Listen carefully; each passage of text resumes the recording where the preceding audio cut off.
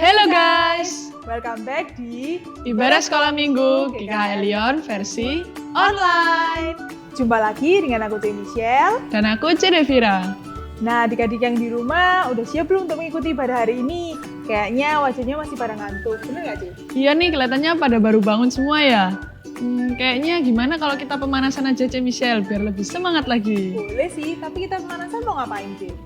Apa ya? Gimana kalau tebak judul lagu? Boleh sih, berarti kalau kita tebak judul lagu, nanti kita ngasih sepotong lirik, lalu mereka tebak judul lagunya, gitu nggak sih? Iya bener banget, yuk mari kita mulai. Jadi lirik lagu pertama, Then Sings My Soul, My Savior God to Thee. Nah kalian bisa pilih jawabannya di antara dua ini. Oke, kita lanjut ke lagu yang kedua. Lagu yang kedua liriknya adalah Hanya Kau milikku di surga. Tiada yang kuingini di bumi, hanya Kau. Nah, menurut kalian judul lagunya yang A atau yang B? Nah, lagu terakhir liriknya, tepuk tangan wajah berseri, hilangkanlah hati yang sedih. Ayo, kira-kira yang mana jawabannya? Oke C, kayaknya udah cukup lah ya pemanasannya. Sekarang waktunya kita mempersiapkan diri kita untuk mengikuti ibadah dari awal hingga akhirnya. Mari kita sama-sama mau masuk di dalam doa. Ya Bapa yang bertata di dalam surga, terima kasih ya Bapa atas penyertaan-Mu selama seminggu ini, penyertaan-Mu terhadap segala aktivitas kami selama minggu yang lalu. Tuhan, terima kasih juga atas berkat-Mu sehingga sekali lagi Engkau telah masih memberikan kami kesempatan untuk dapat ibadah walaupun secara online. Tuhan, kiranya Engkau yang mau curahkan Roh Kudus-Mu, Engkau yang mau persiapkan hati kami, pikiran kami, supaya kami siap untuk mengikuti ibadah hari ini. Terima kasih ya Tuhan, hanya di dalam nama-Mu kami telah berdoa. Amin.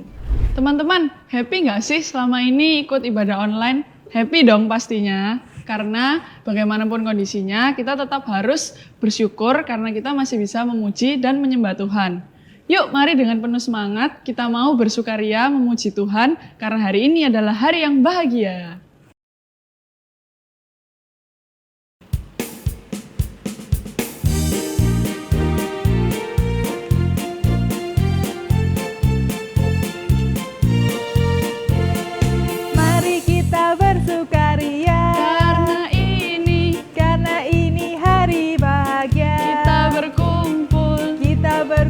Jadi satu. Puji Tuhan semesta itu. Haleluya. Tepuk tangan wajah berseri.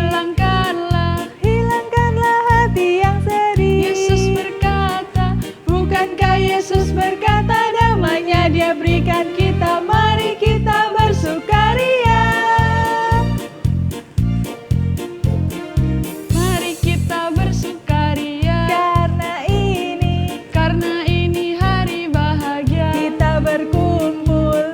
Berkumpul jadi satu.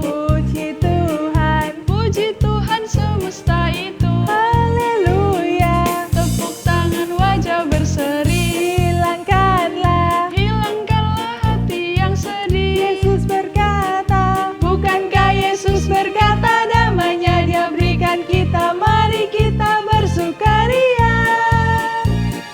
Bukankah Yesus berkata damai-Nya Dia berikan kita, mari kita bersukaria.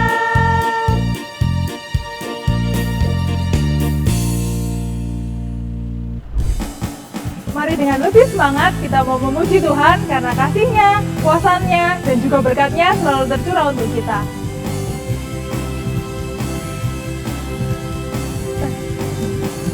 Tak pernah ku ragu akan kesetiaan-Mu, Kau pegang hidupku.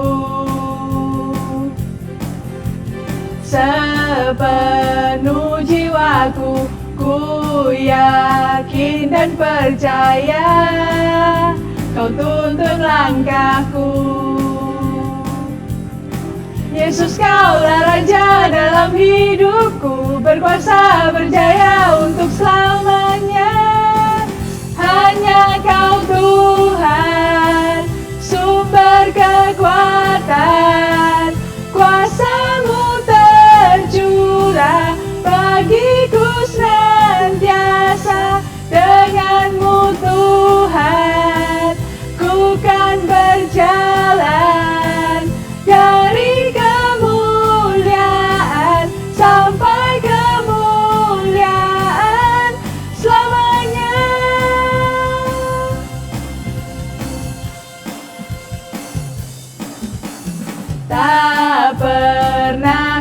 ragu akan kesetiaanmu. Kau pegang hidupku. Sepenuh jiwaku, ku yakin dan percaya, Kau tuntun langkahku. Yesus, Kaulah Tuhan. Yesus, Kaulah Raja dalam hidupku, berkuasa berjaya untuk selamanya. Hanya Kau Tuhan, sumber kekuatan, kuasa-Mu tercurah bagiku senantiasa. Dengan-Mu Tuhan, ku kan berjalan dari kemuliaan sampai kemuliaan selamanya. Nah teman-teman, sebagai anak-anak Tuhan, mari kita mau membagikan terang kita, melayani, bersaksi, dimanapun kita berada, dan jangan pernah lelah. Seperti lagu yang akan kita nyanyikan, jangan lelah bekerja di ladangnya Tuhan.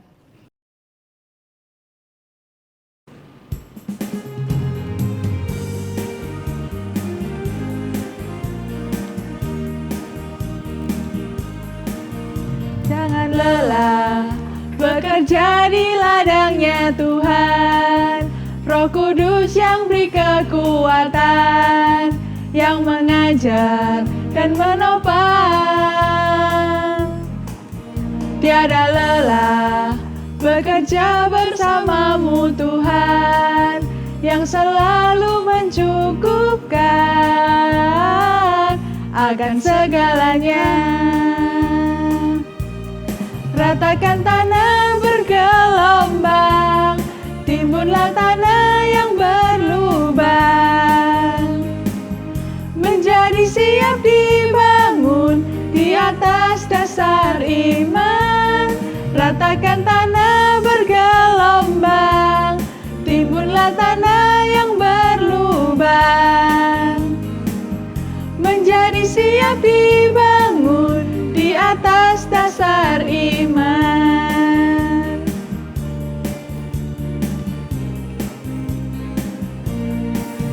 Jangan lelah bekerja di ladangnya Tuhan. Roh Kudus yang beri kekuatan, yang mengajar dan menopang. Tiada lelah bekerja bersamamu Tuhan, yang selalu mencukupkan akan segalanya. Ratakan tanah bergelombang, timbunlah tanah yang berlubang, menjadi siap dibangun di atas dasar iman. Ratakan tanah bergelombang, timbunlah tanah yang berlubang, menjadi siap dibangun di atas dasar iman. Selamat pagi adik-adik. Hari ini kita akan kembali merenungkan bagian firman Tuhan yang diambil dari kisah perjalanan Paulus, di mana dia dipanggil untuk menjadi saksi Tuhan. Sebelumnya kita baca bersama-sama ya. Ayat ini diambil dari Kisah 1 ayat yang ke-8. Kisah Para Rasul 1 ayat yang ke-8. Ayo kita baca bersama-sama. Tetapi kamu akan menerima kuasa kalau Roh Kudus turun ke atas kamu, dan kamu akan menjadi saksiku di Yerusalem dan di seluruh Yudea dan Samaria dan sampai ke ujung bumi.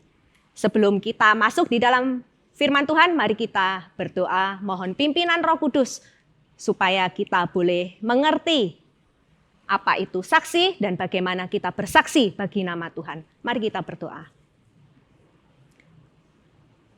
Bapa yang ada di dalam kerajaan surga, seringkali kami suka mendengar firman Tuhan tentang berkat, tentang sukacita, tentang segala apa yang baik yang Tuhan berikan kepada kami. Tapi Tuhan, kami sadar, kami tidak suka mendengar firman Tuhan tentang bersaksi. Kami merasa malu, kami merasa takut, dan kami merasa itu bukan tanggung jawab kami untuk menjadi saksi Tuhan. Karena itu Tuhan, hari ini kami akan belajar bersama-sama apa yang Tuhan sudah tulis, apa yang Tuhan sudah perintahkan kepada para rasul dan kepada setiap orang yang percaya, yaitu untuk menjadi saksi Tuhan di Yerusalem, di Yudea, Samaria, dan bahkan sampai ke ujung bumi. Terima kasih Tuhan. Di dalam nama Tuhan Yesus kami berdoa. Amin. Nah, seperti yang tadi kita ketahui ya, dari Kisah Para Rasul 1 ayat 8, itu adalah perkataan Tuhan Yesus sebelum Tuhan Yesus naik ke surga. Dan Tuhan Yesus menjanjikan penolong. Dan memang betul, di Kisah Para Rasul ayat yang kedua, dicatat, yaitu peristiwa turunnya Roh Kudus. Ketika Roh Kudus itu dicurahkan, rasul-rasul menjadi berani. Mereka mulai mengabarkan Injil. Mereka bersaksi demi nama Tuhan Yesus. Mereka mengabarkan Injil di Yerusalem. Banyak orang boleh dimenangkan. Tetapi perintah ini tidak hanya diberikan kepada para rasul, tapi juga diberikan kepada setiap orang yang percaya kepada nama Tuhan. Termasuk juga kepada Paulus yang kita akan belajar bersama-sama. Sebelumnya, adik-adik tahu nggak siapa itu bersaksi? Tahu nggak? Sebagai contoh ya, kalian kan belajar online nih di rumah. Nah, suatu hari papa mama nggak ada di rumah. Jadi kamu sama adikmu atau sama saudaramu harus belajar di rumah tanpa ada papa mama. Nah, karena bosen toh kalau belajar online itu, lalu adikmu itu belajarnya sambil intip-intip. Mumpung nggak ada papa mama ya, dia intip-intip. Intip apa? Intip YouTube. Ya toh? Nggak kelihatan di kamera, nggak ada yang lihat, gurunya juga nggak tahu, papa mama juga nggak ada. Sambil mainan, terus bikin Instagram, bikin TikTok semuanya. Nah, lalu dengar suara mama pulang. Tanya, gimana sekolah online-nya? Langsung, kamu bisa cerita ya toh? Tadi tuh Maya, begitu mama keluar, ternyata dia itu nonton YouTube, bikin akun lagi, terus nanti dia bikin upload di TikTok, bikin video-video, lalu chatting sama temennya. Dia enggak belajar.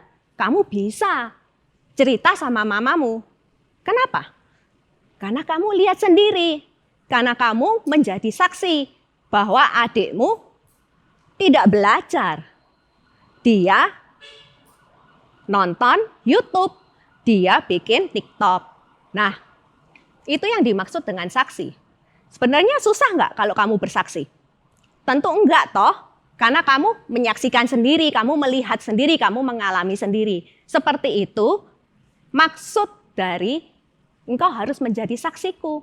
Setiap orang yang percaya pasti mengalami kasih Tuhan. Dan itu yang kamu harus sharekan kepada orang lain. Nah, hari ini kita akan secara khusus belajar dari Paulus. Diambil dari Kisah Para Rasul pasal 9.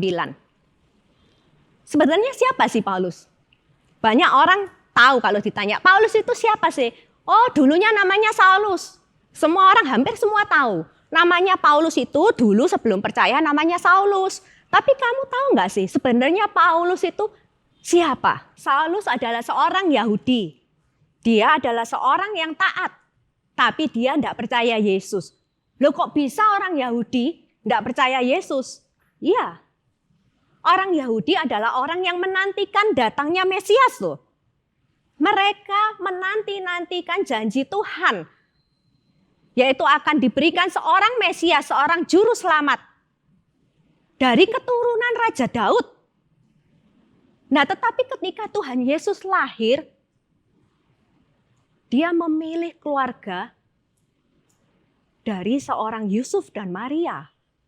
Dia lahir dari anak darah Maria. Jadi mereka melihat juru selamat kok. Anaknya tukang kayu ya. Lalu ketika Tuhan Yesus memulai perjalanannya, pelayanannya, Tuhan Yesus membuat mujizat-mujizat, ya kan? Kamu pasti tahu mujizat-mujizatnya. Contohnya 5 roti 2 ikan bisa kasih makan ribuan orang. Orang-orang mulai suka. Waduh, ya ini cocok jadi juru selamat, cocok jadi Mesias. Maka apa? Maka banyak orang mengikut Tuhan Yesus. Kemana Tuhan Yesus pergi? Mereka selalu ikut dari belakang. Kenapa? Karena mereka menantikan juru selamat yang mendatangkan banyak berkat. Juru selamat yang mendatangkan kemenangan bagi bangsa Israel yang saat itu dijajah di bawah pemerintahan Romawi. Apalagi Tuhan Yesus banyak melakukan mujizat-mujizat yang spektakuler. Menyembuhkan orang sakit, membangkitkan orang mati. Tetapi sesungguhnya tujuan Tuhan Yesus datang ke dalam dunia ini adalah untuk menyelamatkan engkau dan saya. Dengan cara mati di atas kayu salib untuk menebus dosa kita. Jadi Tuhan Yesus menyampaikan kepada mereka, aku datang untuk menyelamatkan dosa manusia. Mereka orang Yahudi, mereka berpikir loh, kita ini ya keturunan Abraham. Kita ini umat pilihan Allah, kita nggak butuh juru selamat. Karena kita ini umat kesayangan Allah. Kita otomatis dipilih oleh Allah dan diselamatkan oleh Allah. Maka ketika Tuhan Yesus berkata, aku mengampuni dosamu. Mereka heran ya, wah kurang ajar ini ya. Kok bisa orang biasa menyamakan dirinya dengan Allah yang mampu mengampuni dosa. Sehingga mereka berkata, salibkan dia, salibkan dia. Tuhan Yesus menghujat Allah. Benar. Mereka menyalibkan Tuhan Yesus. Tuhan Yesus mati di atas kayu salib untuk menebus dosamu dan dosaku. Tapi pada hari yang ketiga, dia bangkit memberikan kemenangan. Dan Saulus tidak percaya hal itu. Bahkan dia berkobar-kobar, menurut keyakinannya dia saat itu, dia menangkap banyak sekali orang-orang percaya. Dan kita baca di dalam Kisah Para Rasul juga bagaimana martir Tuhan Yesus yang pertama, yaitu Stefanus. Dia mati dengan cara dirajam batu. Dan ketika dia dirajam batu, dia bersaksi begitu rupa. Dia menceritakan tentang siapa Yesus, bagaimana karya Yesus di atas kayu salib, dan bagaimana Yesus bisa menebus setiap dosa kita, menyelamatkan kita. Barang siapa percaya kepada Yesus beroleh hidup yang kekal. Saulus hadir di situ. Saulus mendengar kesaksian daripada Stefanus. Tapi Saulus tetap tidak percaya. Bahkan dia meminta surat kuasa dari imam besar untuk menangkap orang-orang percaya. Baik itu laki-laki, baik itu perempuan. Mereka ditangkap, mereka dianiaya, dan bahkan tak jarang mereka dibunuh. Dan di dalam perjalanannya ke Damsyik, Saulus melihat cahaya yang begitu terang dari langit. Cahaya itu menghalangi penglihatannya, cahaya yang begitu terang. Dan dia mendengar suara berkata, Saulus, Saulus, mengapakah engkau menganiaya aku? Suara itu mengenal siapa dia. Memanggil dia secara pribadi. Saulus, Saulus. Maka jawab Saulus, siapakah engkau, Tuhan? Saulus sadar siapa yang dia hadapi. Bukan orang biasa, bukan cahaya biasa. Bahkan ditulis di dalam bagian firman Tuhan lain bahwa cahaya itu lebih terang dari matahari. Dia sadar dia berhadapan dengan sesuatu yang ilahi. Dia sadar dia berhadapan dengan Tuhan. Maka jawab Saulus, siapakah engkau, Tuhan? Akulah Yesus yang kau aniaya itu. Tetapi bangunlah dan pergilah ke dalam kota. Di sana akan dikatakan kepadamu apa yang harus kau perbuat. Bayangkan, Yesus yang tidak dia percaya. Bahkan Yesus yang di mana para pengikutnya Saulus tangkap, Saulus aniaya. Maka sungguh momen itu momen yang begitu berharga bagi Saulus. Momen titik balik di mana Saulus berjumpa dengan Tuhan Yesus. Tuhan Yesus yang tidak pernah dia bayangkan sebelumnya. Tuhan Yesus yang dia anggap sebagai penghujat Allah. Tuhan Yesus yang dia anggap sebagai seorang sampah yang disalibkan. Tapi Tuhan Yesus hari itu menyapa dia secara pribadi. Tuhan Yesus mengenal namanya, Tuhan Yesus memanggil namanya. Dan Yesus menyatakan dirinya, akulah Yesus yang kau aniaya itu. Dan teman-temannya membawa dia ke kota. Sesuai dengan yang diperintahkan Yesus. Saulus tidak dapat melihat. Bahkan 3 hari 3 malam dia tidak makan dan minum. Secara roh, secara jasmani matanya tidak dapat melihat. Tapi hari itu secara rohani Tuhan Yesus mencelikkan mata rohani Saulus. Hari itu dia mengenal Yesus. Dia melihat Yesus dan apa yang Tuhan Yesus kerjakan. Lalu Tuhan Yesus menyuruh seorang muridnya yang ada di kota Damsyik, namanya Ananias.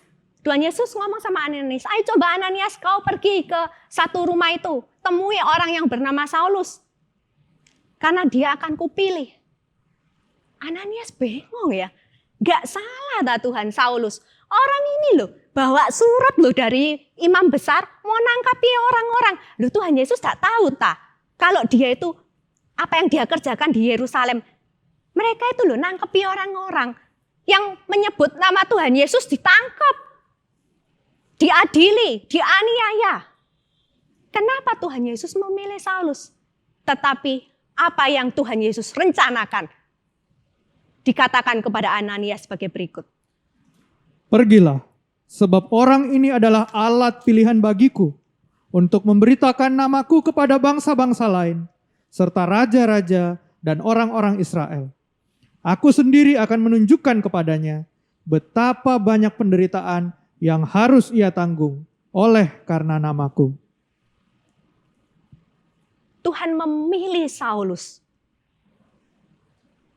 sebagai alat pilihannya memberitakan nama Tuhan kepada bangsa-bangsa lain.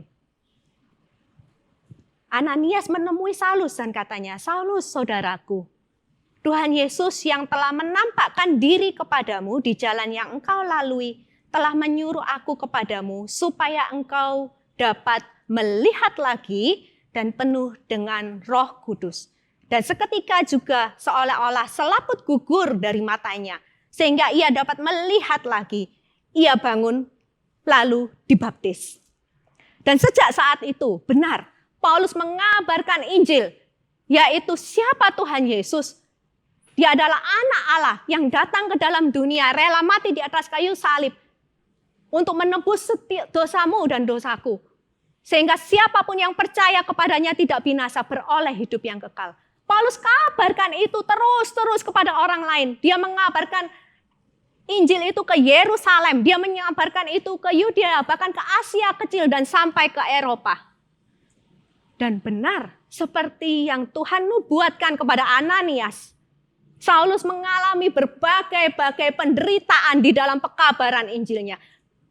Paulus berkata di dalam suratnya kepada jemaat di Korintus, aku lebih sering di penjara. Lebih sering di dalam penjara. 5 kali disesah, 40 kurang 1 pukulan. 3 kali didera, 1 kali dilempar batu, 3 kali karam kapal, sehari semalam terkatung-katung di tengah laut.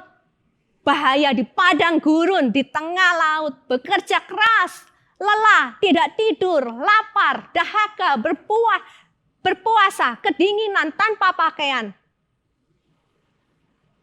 Semua penderitaan itu dialami Paulus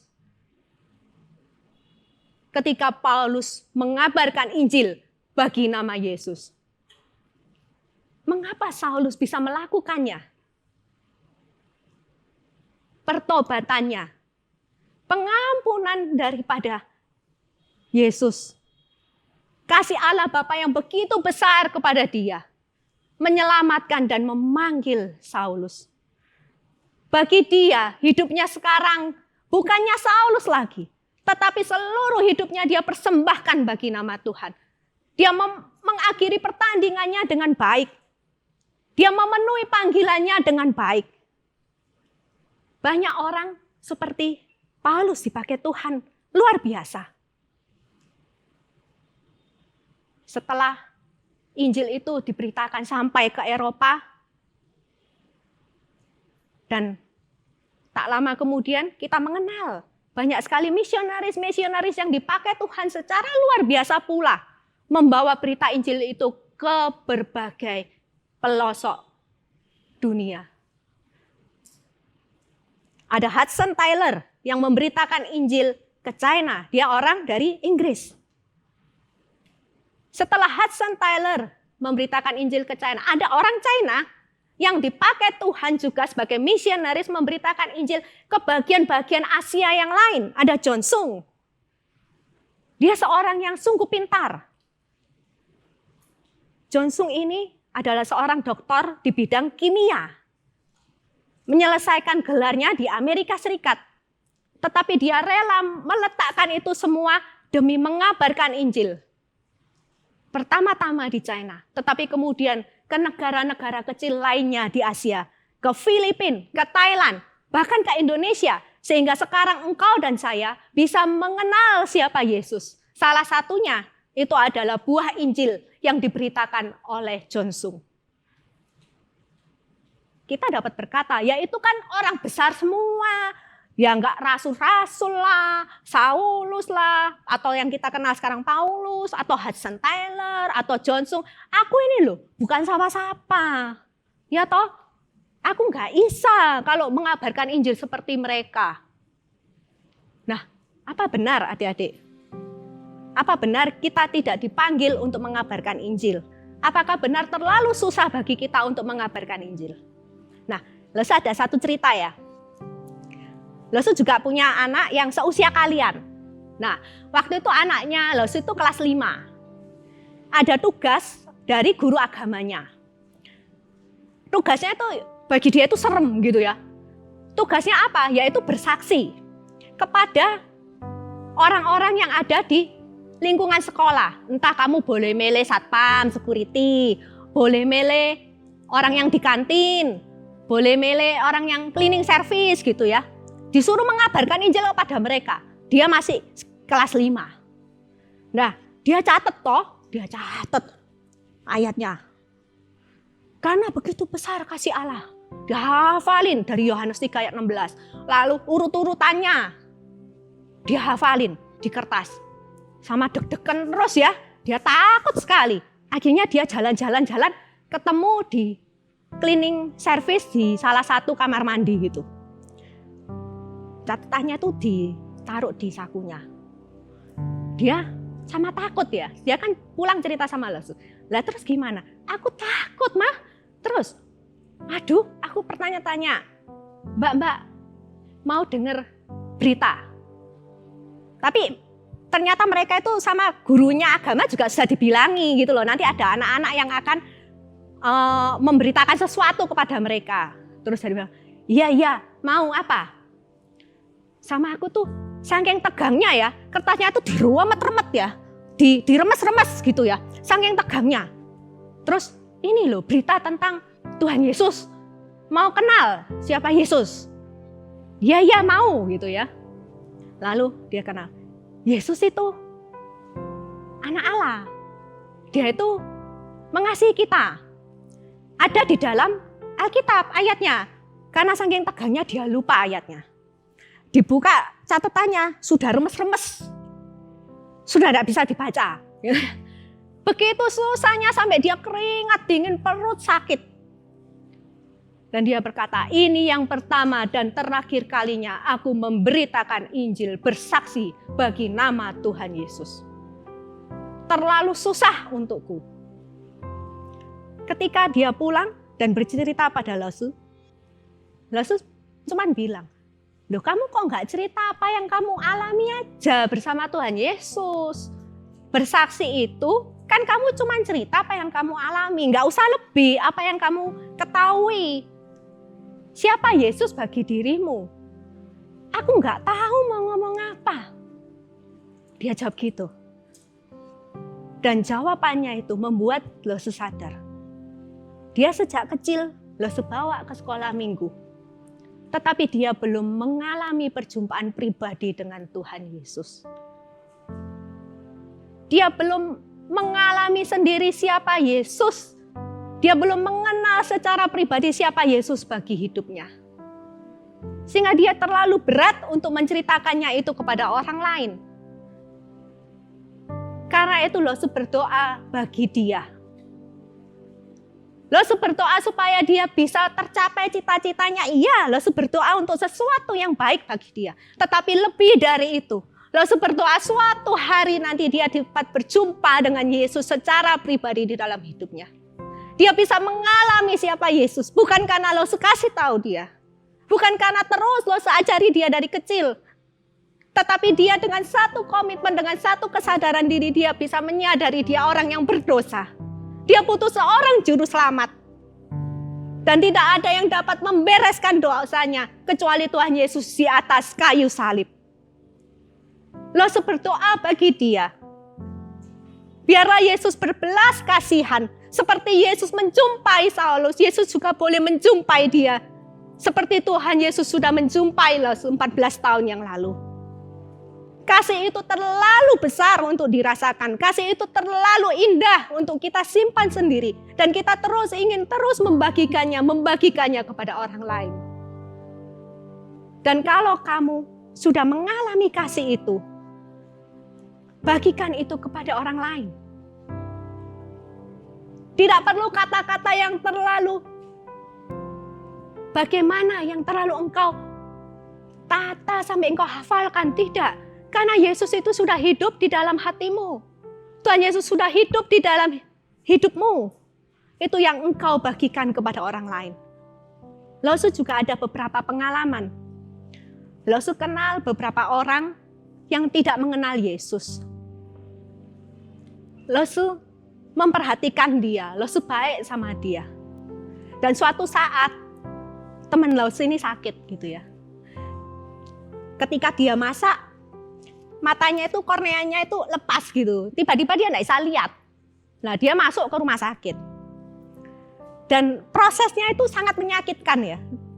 Matanya itu harus dibuka lebar, terus dikosok-kosok gitu ya. Sakit sekali. Lalu saya mengunjungi dia dan dia bercerita.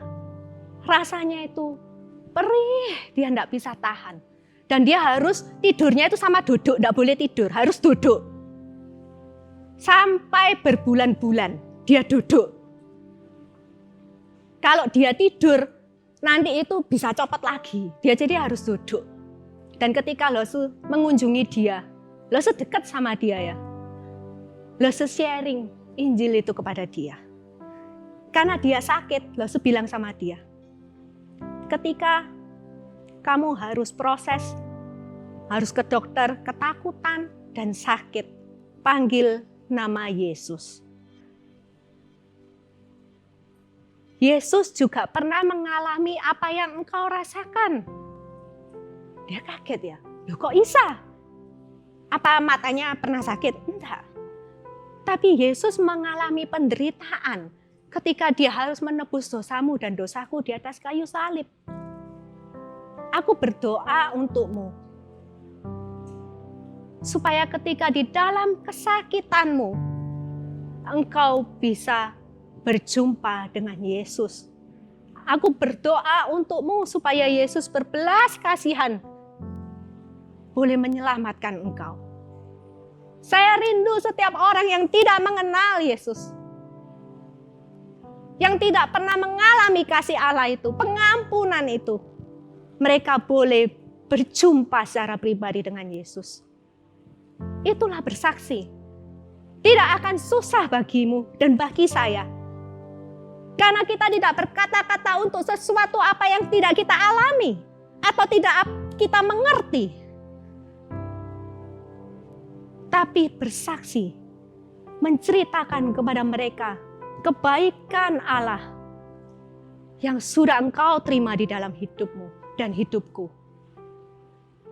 Mari kita masuk di dalam doa. Tuhan Allah Bapa kami yang ada di dalam kerajaan surga, aku berdoa bagi setiap anak-anak yang mendengarkan hari ini.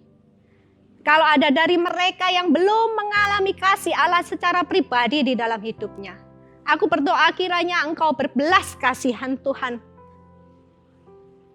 Mereka boleh mengenal Engkau secara pribadi. Mereka boleh merasakan kasih-Mu yang begitu besar, pengampunan-Mu yang begitu dalam. Sehingga mereka boleh suatu saat menjadi saksi-saksi Tuhan dimanapun mereka berada. Dan bagi mereka yang sudah mengecap kasih-Mu ya Yesus, aku berdoa bagi mereka kiranya Engkau membukakan hati mereka untuk mereka boleh melihat orang-orang di sekitar mereka. Apakah ada yang belum mengenal Yesus? Biar itu boleh mereka beritakan kepada mereka. Karena kasih Allah itu terlalu indah, terlalu manis untuk kami kecap seorang diri. Suara manusia sudah berhenti, tetapi kiranya Roh Kudus yang boleh memeteraikan firman-Mu di dalam setiap hati anak-anak dan memakai setiap kami untuk menjadi saksi-saksi demi nama Tuhan Yesus dimanapun kami berada. Di dalam satu nama, Tuhan Yesus, Juru Selamat kami yang hidup, kami sudah berdoa. Amin. Ayat hafalan minggu ini terambil dari Kisah Para Rasul 1 ayatnya yang ke-8, yang berbunyi, "Tetapi kamu akan menerima kuasa kalau Roh Kudus turun ke atas kamu, dan kamu akan menjadi saksiku di Yerusalem dan di seluruh Yudea dan Samaria dan sampai ke ujung bumi." Mari kita ulangi sekali lagi, Kisah Para Rasul 1 ayat yang ke-8, yang berbunyi, "Tetapi kamu akan menerima kuasa kalau Roh Kudus turun ke atas kamu, dan kamu akan menjadi saksiku di Yerusalem dan di seluruh Yudea dan Samaria dan sampai ke ujung bumi." Sesuai dengan firman yang telah disampaikan oleh Lauselingke, kita sekali lagi telah diingatkan bahwa hanya karena anugerah Tuhan saja kita telah diselamatkan. Dan bagaimana seharusnya respon kita? Apakah kita sudah benar-benar memberikan hidup kita untuk Tuhan? Apa kita benar-benar sudah mengikut Dia? Dan apa kita sudah benar-benar bersaksi untuknya? Mari melalui lagu ini kita mau merefleksikannya. Amazing Grace.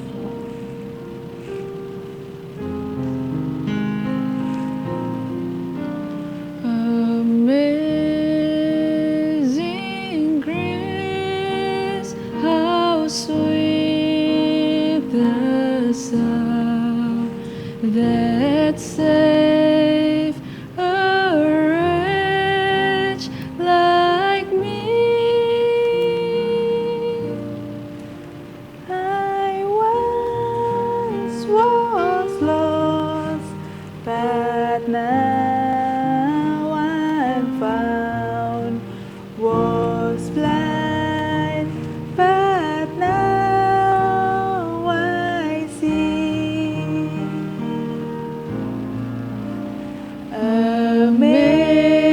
Amazing grace, how sweet the sound that saved a wretch like me.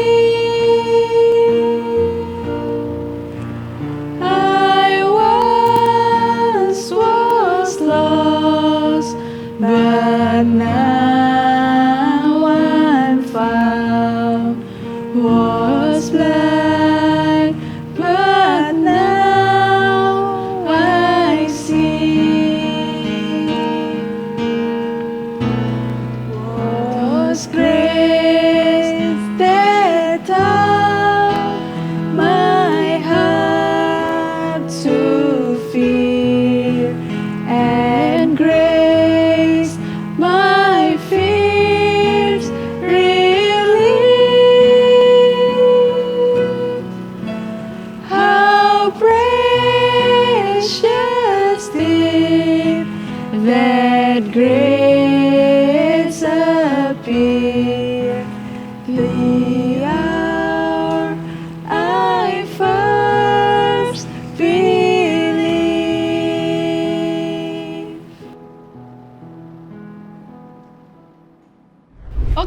teman-teman, sekian ibadah hari ini. Jangan lupa untuk menjadi saksi Kristus dimanapun kalian berada. Sampai jumpa minggu depan di Ibadah Sekolah Minggu GKI Lyon versi online. Bye-bye. Bye-bye.